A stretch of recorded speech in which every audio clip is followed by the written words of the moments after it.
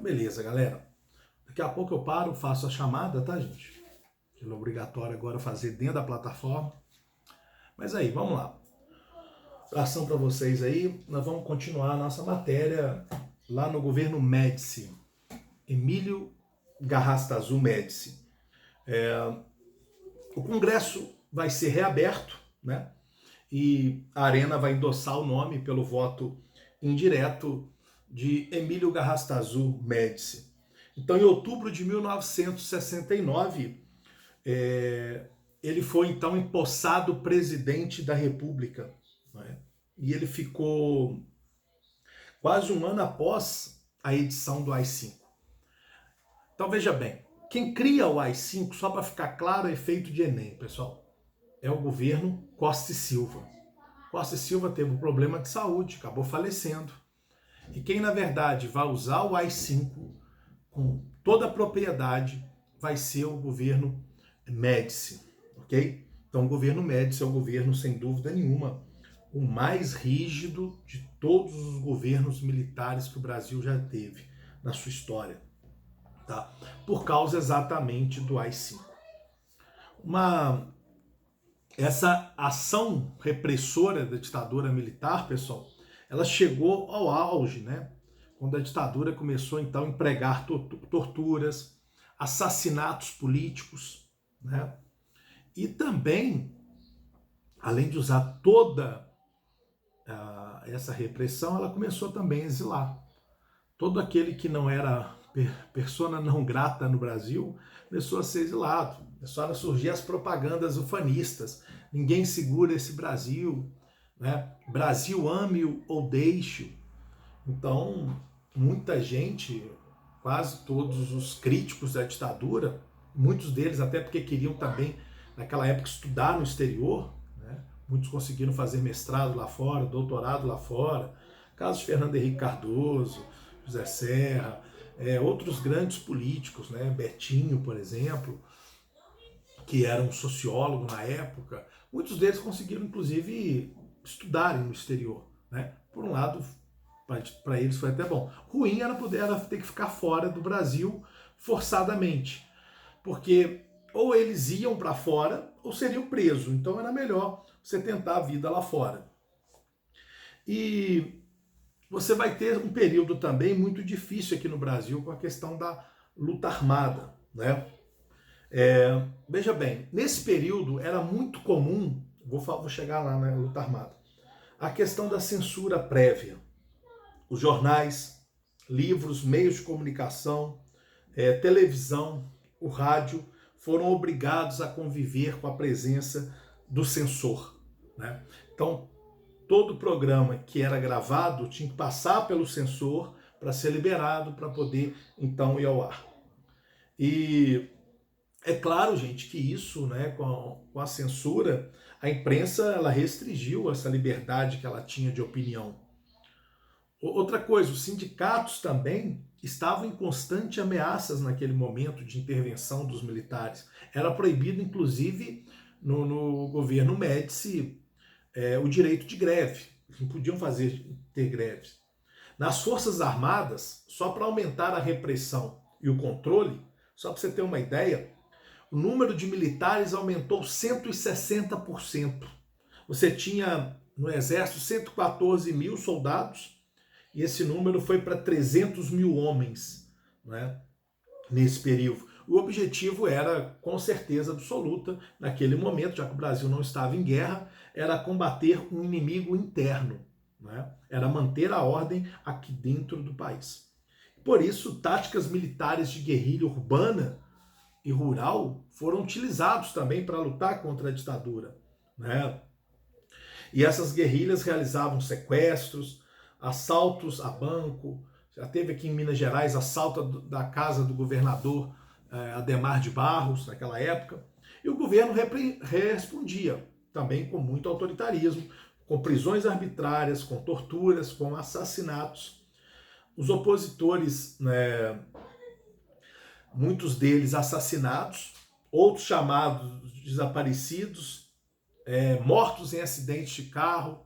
O pessoal parecia morto, então simplesmente era jogado no fundo do Oceano Atlântico.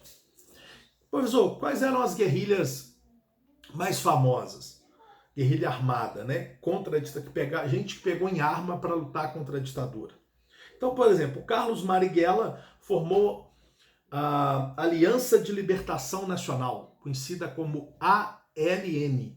Né? Essa é muito famosa. Tinha também o Movimento Revolucionário 8 de Outubro, o MR-8.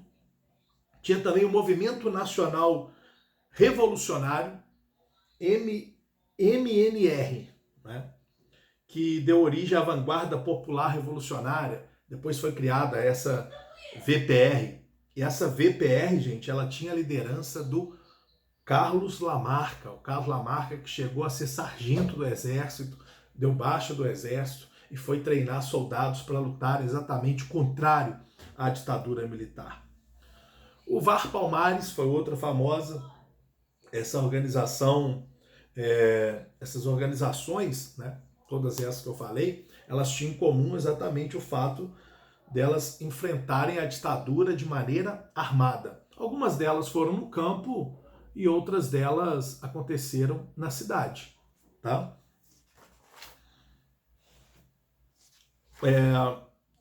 Nesse período também, pessoal, que o Brasil cresce muito economicamente, é o período do milagre, né?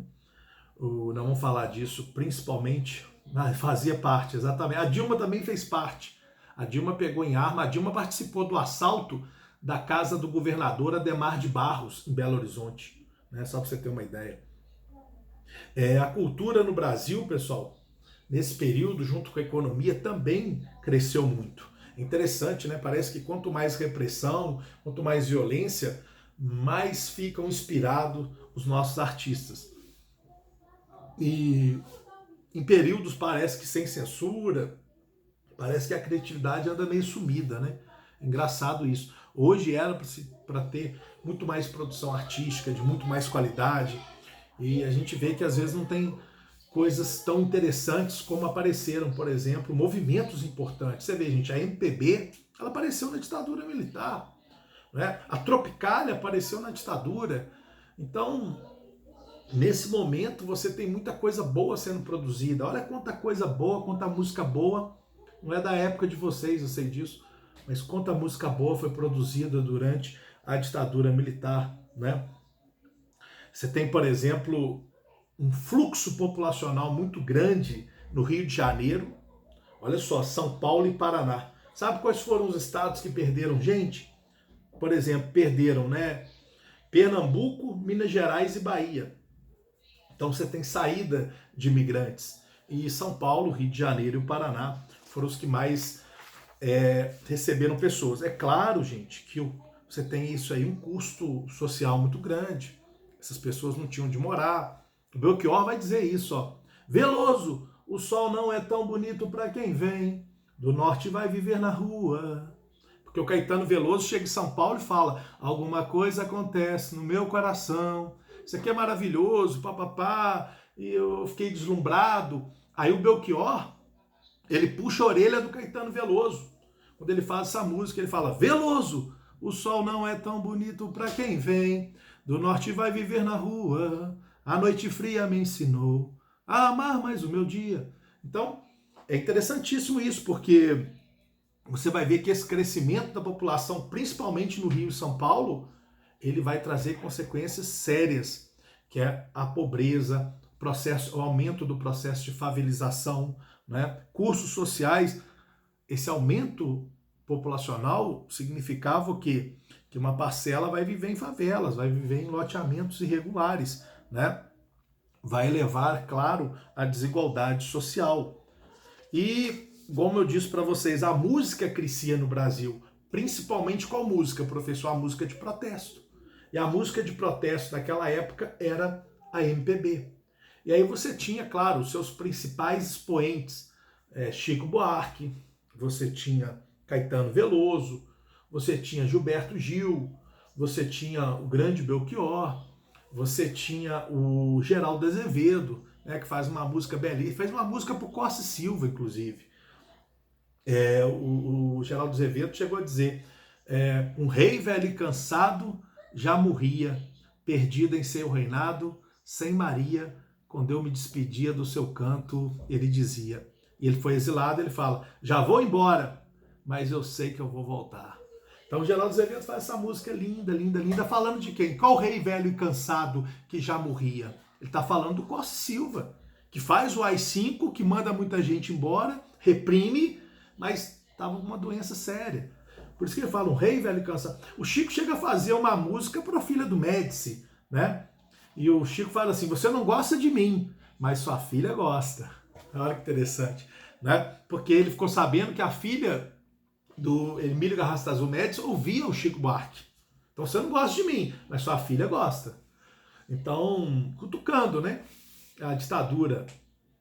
Você tem, por exemplo, Belchior, que fala, eu quero é que esse canto torto, feito faca, corte a carne de vocês. Quer dizer, usando a música para protestar mesmo contra o regime militar, né? E esses cantores todos eram... Você tem Geraldo Vandré, que faz a marcha sobre a ditadura militar, aquela música caminhando e cantando e seguindo a canção, somos todos iguais, braços dados ou não, né? Essa música é belíssima porque ela ficou conhecida como o hino da resistência contra a ditadura militar. E muitos outros, aparece a Tropicália com Caetano, Gilberto Gil, todo irreverente, uma maneira de vestir completamente, assim, fora do padrão da época. E isso, claro, alterava os comportamentos. Você tem, por exemplo, a Rita Lee, depois que aparece no cenário, você tem o grande Edu Lobo, né? O próprio Geraldo Vandré que eu falei, o Belchior, você tem nomes que vêm, na verdade, para se tornarem grandes cantores, né, no cenário nacional brasileiro. E eles, claro, sofreram muita repressão no período da ditadura militar, né? E por exemplo, Chico Buarque tem uma música que é muito legal, que ele fala assim, acorda amor, eu tive um pesadelo agora, sonhei que tinha gente lá fora, batendo no portão, atenção, só que era a polícia, né? Aí ele fala, são os homens, e eu aqui parado de pijama, não discuta à toa, não reclame. Aí olha que legal que ele fala na música, chama o ladrão, chama o ladrão. Quer dizer, o ladrão é que dava segurança para as pessoas e não a polícia. Olha que interessante a música dele. Chama o ladrão, chama o ladrão. Quer dizer, em vez de chamar lá, chama a polícia, né? Ele falava, chama o ladrão.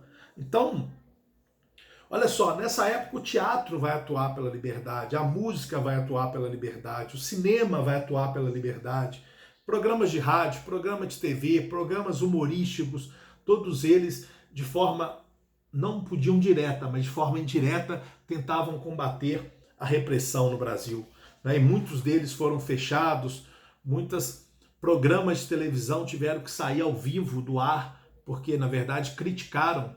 Uma vez o Juca Chaves, um humorista, em pleno programa de televisão, ele perguntou o cara do auditório, né, que estava como se fosse o Faustão hoje, assim, estava fazendo o auditório, ele perguntou para ele assim, pro apresentador, como é que se mede um burro?